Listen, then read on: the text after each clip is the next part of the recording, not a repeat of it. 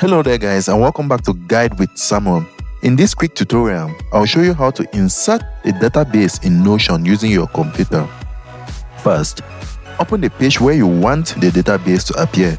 Place your cursor in the spot where you would like to add it and type a / to open the block menu. Scroll down or type the word database to see all database options. You can choose between table, board, list, calendar, gallery or timeline views. Click the one that fits your project best. Once inserted, you can start adding rows, columns, and properties to organize your data exactly how you want. And remember, you can change the database view at any time by clicking the View menu at the top left of the database. And that's that, guys. If you found this helpful, don't forget to like and subscribe to Guide with Samuel for more helpful tutorials. Thanks for watching.